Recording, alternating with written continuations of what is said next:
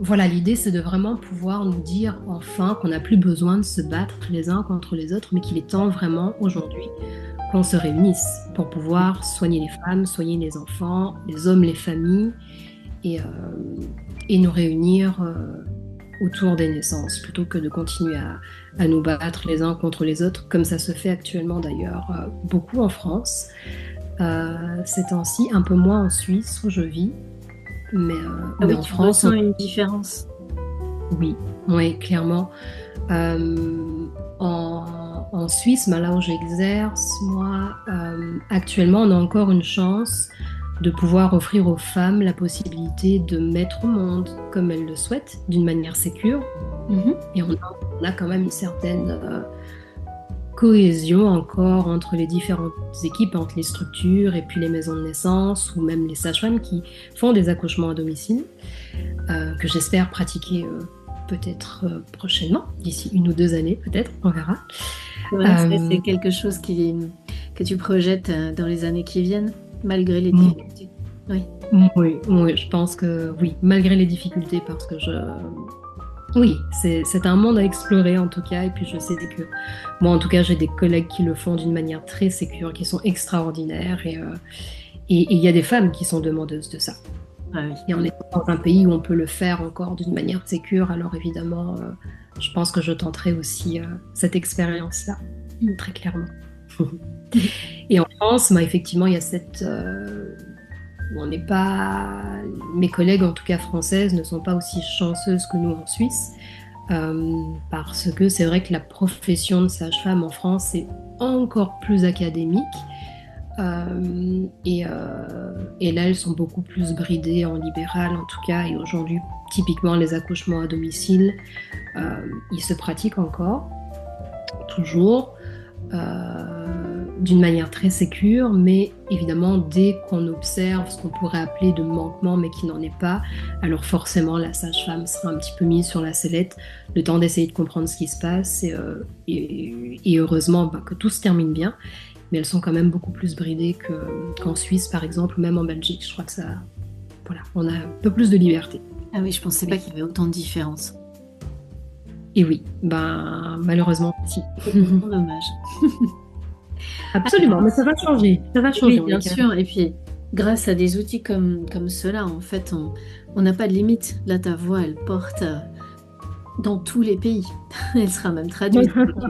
C'est ça qui est Et ben, génial. on va demander à l'univers que ce soit le cas, Et oui. effectivement, parce qu'effectivement, de toute manière, euh, les femmes mettent au monde avec toute leur puissance d'une manière libre et sécure depuis le début de l'histoire de l'humanité. Enfin, personne n'a besoin d'apprendre à une femme comment accoucher. Par contre, il nous appartient de les entourer.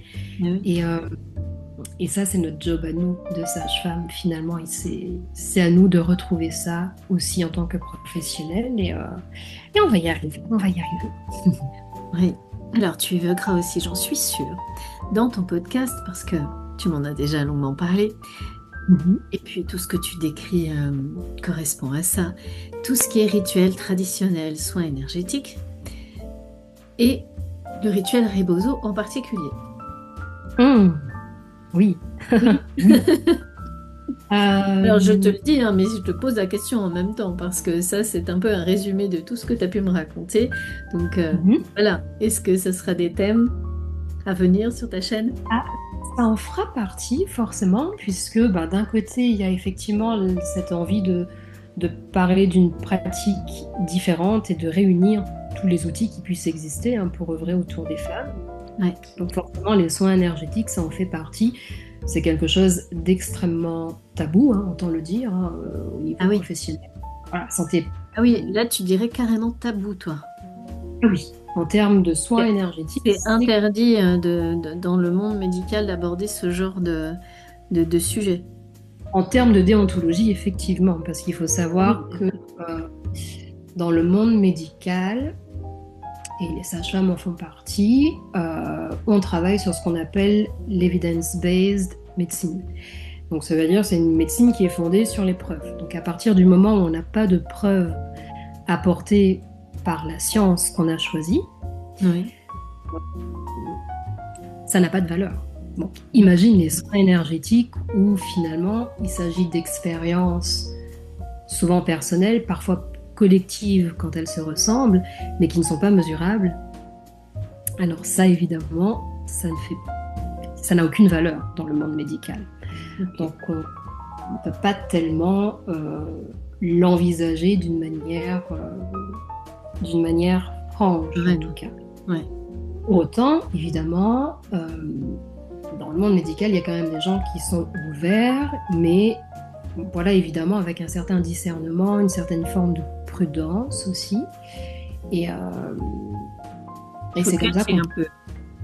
Pardon? Il faut le cacher. Pas tellement le cacher, mais tout dépend de ce qu'on fait comme D'accord. soin énergétique, entre guillemets. C'est plutôt ça. Ouais. Alors en France, je pense que là aussi, c'est plutôt encore, c'est un peu plus fermé. En Suisse, de nouveau, c'est un peu plus ouvert, mais là aussi avec précaution et discernement. Il Je est vrai qu'en précise pour Suisse, les personnes, pardon, Audrey, je t'interromps. Je précise pour les personnes qui nous écoutent que tu habites en Suisse. C'est pour ça que tu parles de la Suisse en exemple. c'est vrai, exactement. Je vis en pratique en Suisse, oui. Et du coup, en Suisse, bah forcément, forcément, non, c'est pas ça.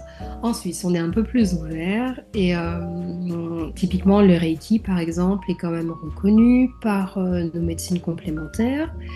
Alors évidemment, il faut avoir une certaine pratique et pour pouvoir être reconnu, mais on peut le faire. On a aussi les rebouteux, par exemple, on les utilise quand même de temps en temps pour stopper les hémorragies. Donc tout ça, finalement, c'est des soins un peu subtils, mais qu'on peut utiliser, nous, assez facilement en Suisse. Donc oui, j'en parlerai nécessairement. Et Ok. pour revenir au rebozo, le rebozo, ça c'est ce fameux tissu que j'ai rencontré il y a une année justement. Et bien entendu que je vais en parler sur la chaîne parce que ça a été une rencontre pour moi assez initiatique. Euh, il y a une année au Brésil justement, donc pour accompagner les femmes à différents moments de la vie. Donc typiquement, c'est un soin qu'on pratique plutôt en post-natal, mais le tissu, ce fameux rebozo qui est tissé par les femmes finalement, on peut l'utiliser aussi durant la grossesse, on peut l'utiliser à d'autres périodes intenses et cycliques, on va dire, de la femme. Et oui, bien entendu que j'en parlerai parce que j'ai pu expérimenter déjà sur cette année les bienfaits de cette méthode-là. J'ai pu adapter aussi le rituel parce que le rituel est très précis, hein, donc c'est vraiment 2-3 heures de soins. Et moi, je l'ai adapté évidemment avec la pratique qui est la mienne et le dévoilement de la conscience qui est la mienne aussi par ailleurs. Donc oui, ça en fera partie inévitablement. Donc oui, il y aura beaucoup d'exemples, de pratiques, des descriptions approfondies de tes expériences pour permettre aux personnes qui t'écoutent presque les vivre. Absolument, absolument, À de les vivre. distance, en tous les cas, un petit peu suffisamment pour avoir peut-être envie ensuite de te rencontrer ou d'aller plus loin avec des séances à distance, des choses comme ça. Oui, et puis d'ouvrir aussi notre vision sur ce qui est possible de faire, et puis non pas d'aller s'approprier comme ça des pratiques qui viennent d'ailleurs, mais ouvrir notre vision à ça, et puis réaliser qu'il y a des choses qui, qui existent et qui font du bien, qui font partie du soin. Et effectivement, pourquoi pas venir me rencontrer, ou pourquoi pas juste l'expérimenter à distance, comme ça, à travers une description la plus précise que j'essaierai de faire. Denis. Bah écoute, merci beaucoup d'avoir accepté de nous présenter ta chaîne, tout ce que tu souhaites partager. Et puis, bah, merci à tout le monde de nous avoir écoutés jusque-là. Nous attendons avec impatience vos retours et vos questions via les commentaires ou par mail. Vous trouverez bien sûr toutes les infos pour nous contacter dans la barre d'infos des vidéos, ainsi que alors, les numéros de téléphone, adresse mail, etc. et les réseaux sociaux. On vous met tout comme ça. Si vous souhaitez nous écrire, appeler Audrey, poser des questions, vous ne pouvez pas ne pas y arriver. Et on vous dit toutes les deux à très bientôt. À très bientôt et merci Maud.